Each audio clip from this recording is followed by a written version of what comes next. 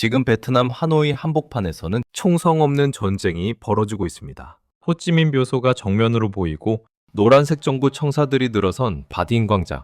겉으로 보면 평온한 관광지처럼 보이지만 그 이면에서는 국가의 미래를 건 거대한 협상이 진행 중입니다. 1541km, 약 100조 원. 베트남 역사상 최대 국책 사업인 남북 고속철도를 둘러싼 전쟁입니다. 그리고 이 전쟁에서 60년 철도 강국 일본이 밀려났고 한국이 그 자리를 차지했습니다.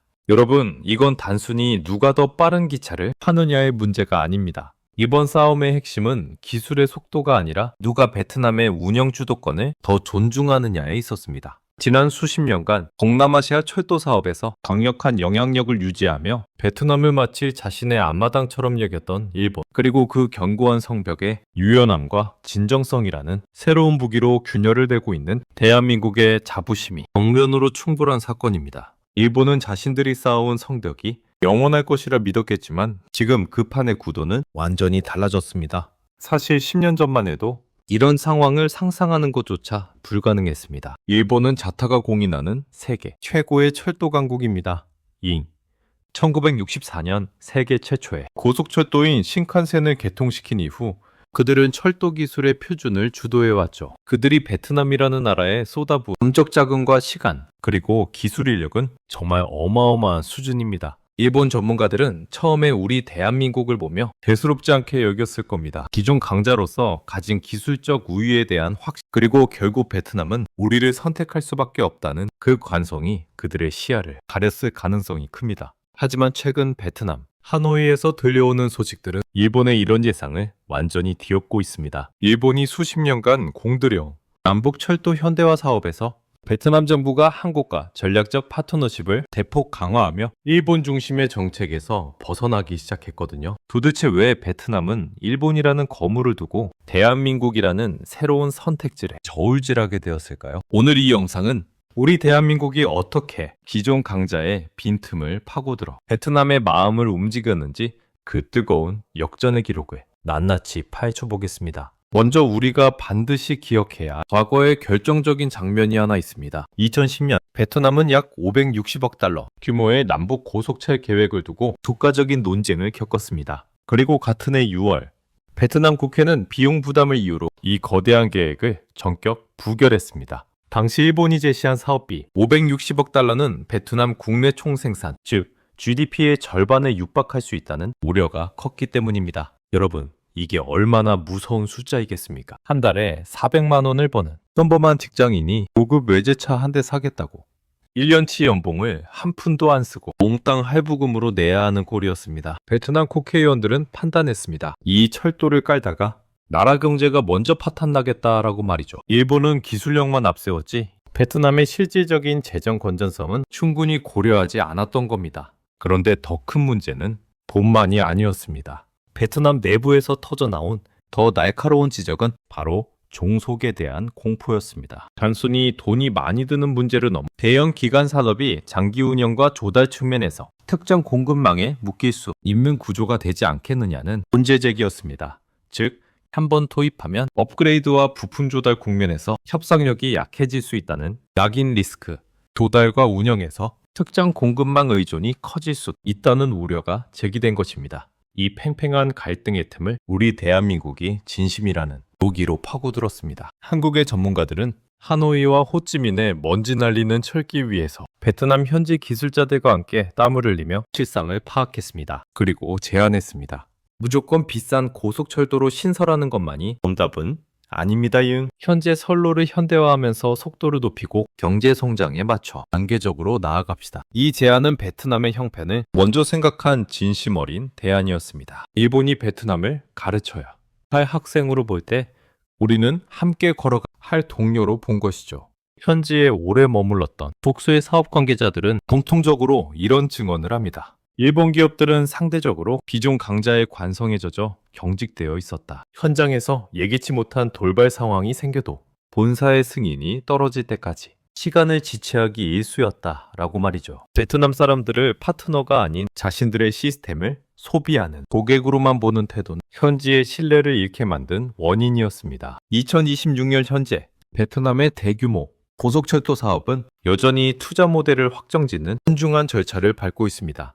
하지만 이미 판의 구도는 달라졌습니다. 이제 베트남은 더 이상 특정 국가의 일방적인 요구에 끌려다니지 않습니다. 대한민국이라는 강력하고 진실된 파트너를 카드로 주고 자국 이익에 맞는 선택지를 넓혀가고 있습니다. 일본이 독점하던 성벽을 허물고 베트남에게 선택의 자유를 선물한 나라, 그게 바로 우리 대한민국입니다. 얼마나 자랑스럽습니까? 자, 이제 우리 한국의 어떤 혁신적인 기술이 베트남의 미래 지도를 바꾸고 있는지 더 깊게 파헤쳐 보겠습니다. 이건 단순히 먼 나라 이야기가 아닙니다. 우리 일자리와 산업, 그리고 우리 아이들이 살아갈 미래의 판이 걸린 이야기입니다. 계속해서 확인해 보시죠.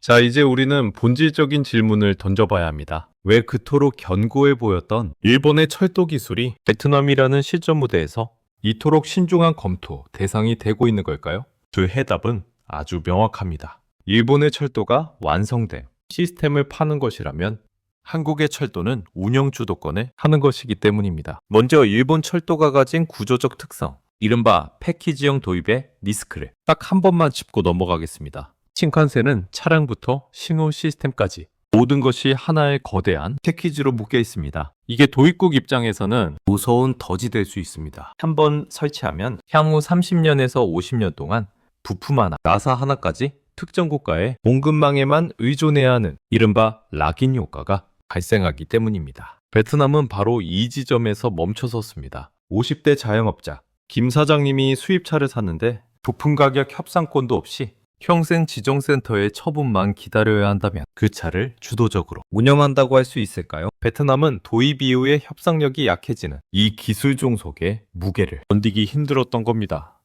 반면 우리 대한민국의 K철도는 완전히 다른 길을 제시했습니다. 국제표준과의 정합성을 최우선으로 하여 베트남이 직접 철도를 운영하고 관리할 수 있도록 기술 자립을 돕는 모델을 전면에 내세운 겁니다. 우리는 기차를 파는 게 아니라 여러분이 스스로 기차를 굴릴 수 있는 능력을 팔겠습니다. 나는 이 한마디가 베트남의 정책 결정 축을 완전히 바꿔놓았습니다. 현장 관계자들의 증언을 들어보면 그 차이는 더욱 극명해집니다. 대형 인프라 공사에서 가장 중요한 의사결정 속도와 유연성입니다. 기존 강자들이 현장에서 문제가 생겼을 때 본사의 매뉴얼과 도쿄의 승인만 기다리며 공기를 지체할 때 우리 한국팀은 본사와 실시간으로 소통하며 현장에서 즉각적인 대안을 도출해냈습니다. 베트남 공무원들이 보기 한국인들은 단순히 돈을 벌러온 장사꾼이 아니라 공사기간을 단축하고 비용을 아껴주는 해결사였습니다. 기술력 또한 실전에서 증명되었습니다. 현재 우리나라에서 상용 운행 중인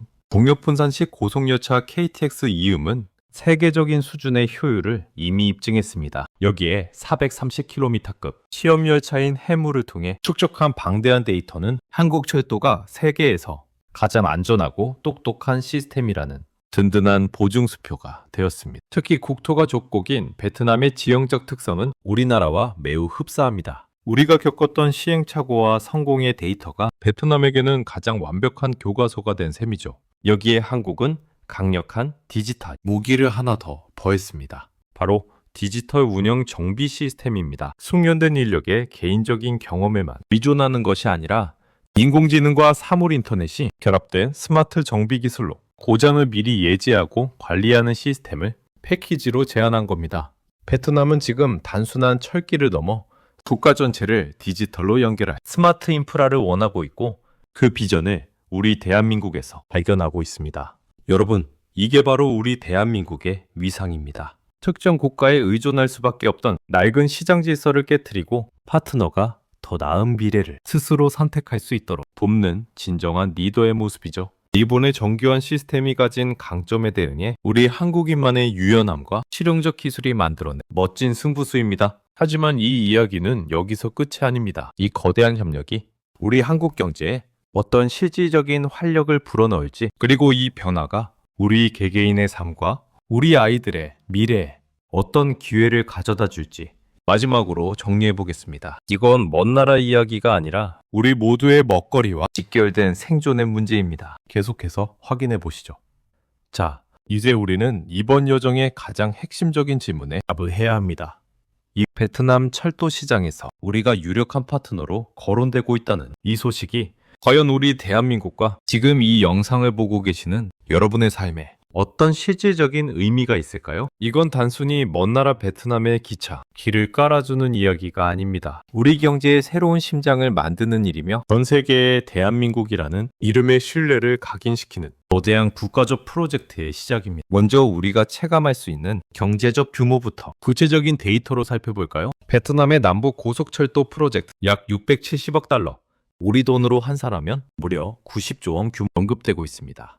여러분, 90조 원이라는 숫자가 상상이 가시나요? 만약 우리 대한민국 이 거대 프로젝트의 파트너로서 설계, 시공, 차량 공급 등에 전략적으로 참여하게 된다면 그 파급 효과는 클 수밖에 없습니다. 철도는 흔히 산업의 종합예술이라고 불립니다. 차량 한 대에 들어가는 수만 개의 정밀 부품, 초정밀 신호 시스템, 그리고 이를 유기적으로 연결하는 통신 기술이 총동원되기 때문입니다. 이 사업이 본격화되면 우리 중소기업들에게는 전례 없는 새로운 시장이 열리게 됩니다. 수많은 부품 제조사들, 글로벌 공급망에 합류하게 되고 우리 청년들에게는 베트남이라는 거대한 기회의 땅을 무대로 역량을 펼칠 일자리가 쏟아질 가능성이 큽니다. 여기서 아주 중요한 포인트가 있습니다. 철도가 놓인다는 건 단순히 기차가 달리는 길을 만드는 게 아닙니다. 그 길을 따라 대한민국의 표준 모델이 함께 논의될 여지가 커진다는 뜻입니다. 한국의 역세권 개발 노하우가 베트남 도시의 풍경을 바꾸고 한국의 스마트 정비와 운영 체계가 베트남 인프라의 기준이 될 가능성이 열리게 됩니다. 물류의 동맥이 열리면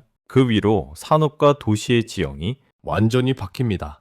우리 기업들이 베트남 곳곳에서 만든 제품들이 한국의 기술력에 녹아든 기차에 실려 아시아 전역으로 뻗어나가는 철도 실크로드의 비전이 이제 현실로 다가오고 있습니다. 여러분, 우리 대한민국은 불과 수십 년 전까지만 해도 다른 나라의 원조 없이 기차 한 대 제대로 굴리기 힘들었던 나라였습니다. 경부고속철도를 처음 지을 때 프랑스 기술을 배우기 위해 고개를 숙여야 했던 시절을 기억하십니까? 과연 우리 손으로 이 빠른 기차를 만들 수 있을까? 라며 스스로를 의심하던 때도 있었습니다. 하지만 지금은 어떻습니까? 이제는 우리가 전 세계를 향해 우리의 기술과 경험을 나누어 주겠다고 당당히 제안하고 있습니다. 원조를 받던 나라에서 기술을 나누는 나라가 된 것. 이것이야말로 우리가 지난 반세기 동안 흘린 땀방울이 만들어낸 진짜 국격의 변화입니다. 일본이 과거에 성공에 안주할 때 우리는 우리가 겪었던 그 눈물겨운 도전의 역사를 베트남과 공유하며 함께 성장하자는 상생의 손을 내밀었습니다. 물론 일본은 자신들의 자존심인 신칸센을 지키기 위해 2026년 현재에도 외교적, 재정적 영향력을 적극적으로 활용하며 거센 반격을 예고하고 있습니다. 하지만 전 세계는 이제 특정 국가에 기술적으로 종속되는 모델보다는 함께 기술을 공유하고 파트너의 주도권을 존중하는 한국형 파트너십의 가치에 주목하고 있습니다. 베트남이 한국과의 협력을 지속적으로 넓혀가는 이유는 대한민국이 단순한 장사꾼이 아니라 실력을 갖춘 최적의 파트너라는 사실을 우리가 입증하고 있기 때문입니다. 대한민국은 이제 철도 주변부 국가가 아닙니다. 국제표준과 IT 융합 역량을 바탕으로 파트너와 함께 운영 가능한 미래를 설계하는 단계로 도약하고 있습니다. 일본이 베트남을 제품을 판매할 시장으로 바라볼 때 우리는 그들을 함께 성장할 동반자로 대우했습니다. 그 관점의 차이가 오늘날 90조 원이라는 거대한 기회의 문을 열고 있는 실질적인 동력입니다. 여러분, 이건 단순히 뉴스에 나오는 먼 나라 이야기가 아닙니다. 우리 기업들의 일감, 우리 청년들의 해외 현장 경험, 그리고 우리 아이들이 살아갈 미래 산업의 판이 걸린 아주 현실적인 이야기입니다. 오늘 영상이 여러분께 유익한 통찰을 드렸다면 구독과 좋아요로 응원해 주십시오. 여러분의 관심이 대한민국 경제의 더 깊은 이야기를 전달하는 데 큰 힘이 됩니다. 또한 기술적 신뢰와 운영 주도권을 강조하는 우리의 이 전략에 대해 여러분은 어떻게 생각하시나요? 댓글을 통해 여러분의 고견을 남겨주시면 감사하겠습니다. 지금까지 한입의 경제학이었습니다. 감사합니다.